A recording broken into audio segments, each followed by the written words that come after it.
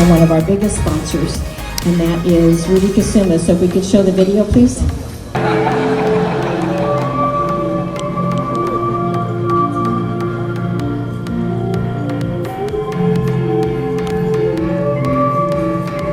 I was born in the island of Java in Indonesia in 1980. My dad was a Taipei employee. He worked for an electronic company, a Japanese company. My mom was an office assistant. When I was in high school, my dad lost his job, but my mom always stayed home.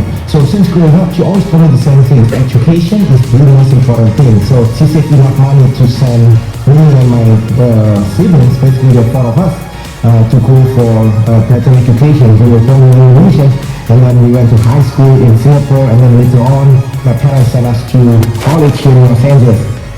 I wanted to be an astronaut. The reason I was fascinated with astronomy, I went to college, my major was physics, mathematics, and astronomy, is because I feel like there gotta be a bigger purpose other than doing something that you do like every single day for the rest of your life. I went to San Gabriel College, I went to University of Wisconsin, and I fell in love, right? So that's when I changed my major, because I was like, I want to graduate. What's the fastest way to graduate from university so I can get out of Wisconsin and back to Los Angeles with my girlfriend back then? So I got accepted to go to graduate school at the California State University in Los Angeles.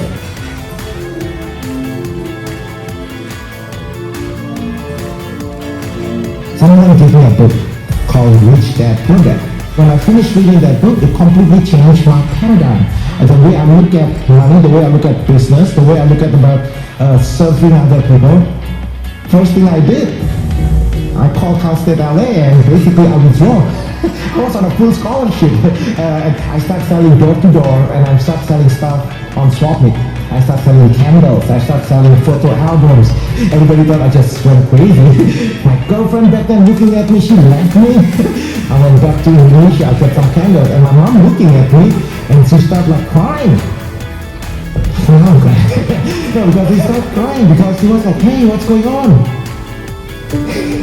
Because she was like, oh wow, I'm saving all the money for me to go to school, right? And then why? You drop out of school. And then I told her that no, it's not about money. I want to learn on how to influence and persuade people. I want to learn the number one skill in life, which is sales. Okay, now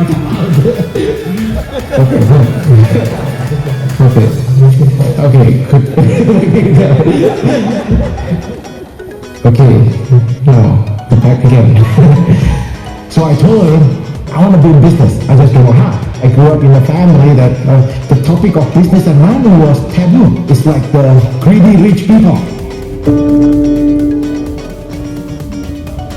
When I jumped into real estate, I married my high school sweetheart. I had my first son, and I remember when my second son born, I worked 7 days a week, 15-20 hours a day. And at the end of the day, we have no results. We have no money that I have to actually send my son, go back to Indonesia and have my mom take care of the baby. I love my wife, I love my boys so much that I have to figure out how can I develop a system that I have the time and the money to bring my kids back home here, so together our family can grow and together we can serve more people. This is 2007, so the whole industry collapsed in 2008. Everybody was quitting the business. I approached the real estate agent who had no business, and then I asked them, hey, what if we partner up? I saw there is a need, and accidentally I stumbled upon this thing that guys were going to attract the buyers to come in, and then the steps start to grow from that. I'm looking at my company as a university to teach practical lessons for young people to serve other people, and money is just a certificate of appreciation for a job well done. Congratulations. Okay. I partnered up with an organization called World Harvest. If you want to change a person, if you want to change a family, if you want to change a community, the only way, the best way to do it is through education. Back home in Indonesia, we managed to build medical clinics. We can help many people. Children's hospital means a lot for me because they accept anybody with or without insurance. And today I'm so proud to share that every single team members actually in our company now, they take a portion of their income to serve our community here. My name is Rudy Kusuma, the CEO of Your Home Sold Guaranteed Realty. If you understand that your business is not about you, you are here to serve the people around you, then together, believe it or not, together we can actually make a positive impact in the world. We can actually change the world. We're going to name the next award after. So Rudy Kusuma, would you please come up?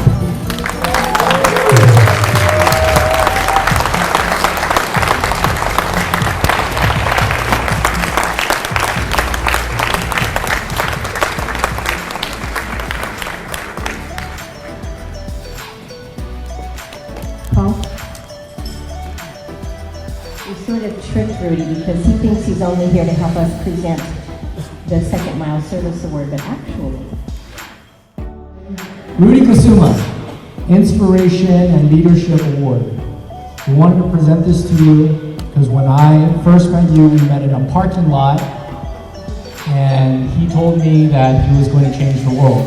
And now he has hundreds of agents and generating lots of income and blessing so many people around the world and making his agents do the same, which I think is incredible. So thank you so much for just giving us inspiration.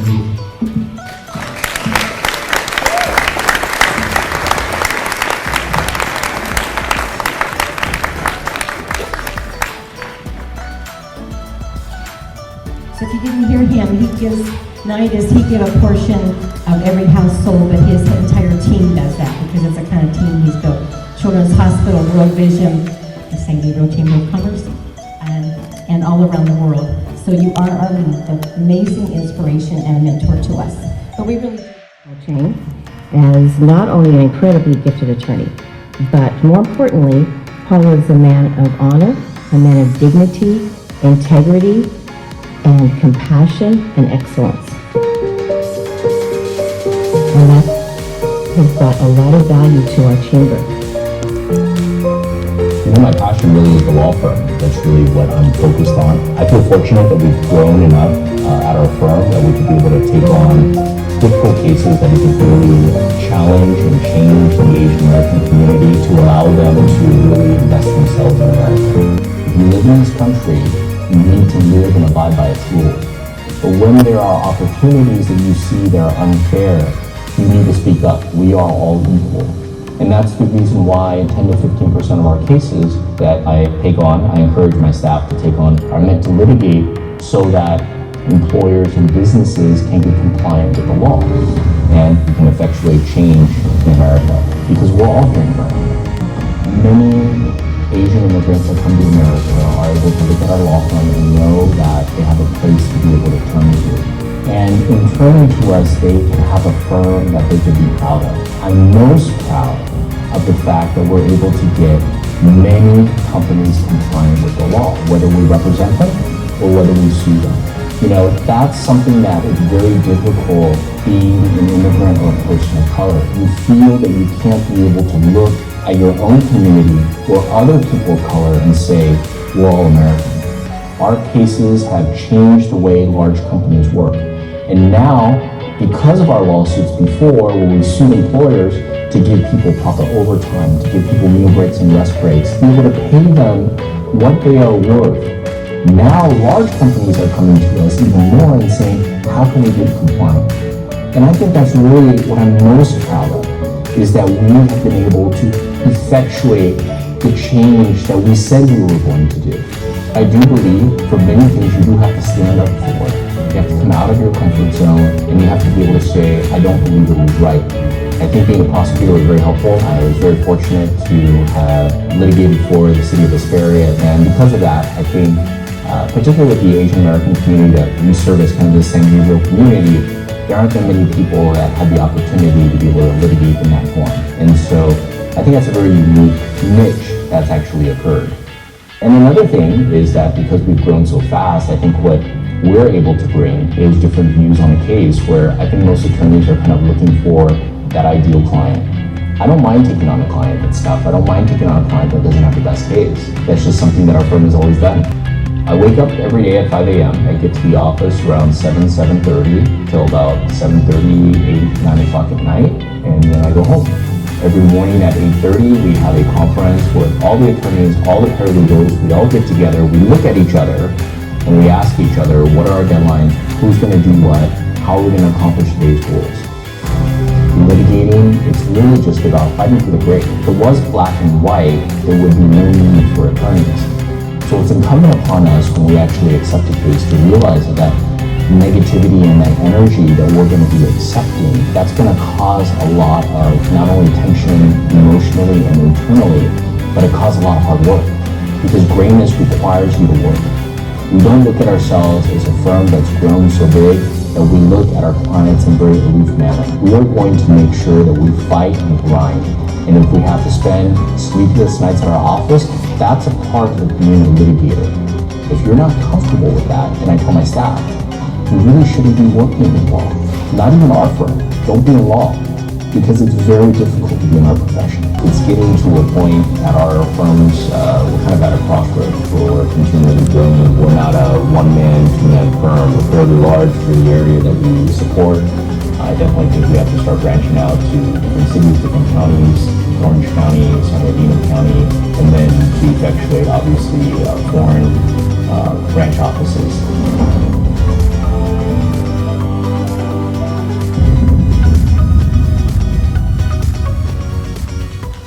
Congratulations, Paul Cheng, to be the president of Chamber of Commerce. We're looking forward to working with you this coming year. Nice going. Congratulations, incoming President Paul Cheng. Yeah, hi Paul, this is Louis with Your Home Soul Guarantee with Rudy. I'm here, very happy here today to congratulations okay, so looking forward to work with you, Paul. Okay, thank you and bye-bye. Congratulations, Paul. It's very good to see you here. You made it. And I'm happy to see you here, and also happy to see everyone here. Looks like everything going well. Thank you.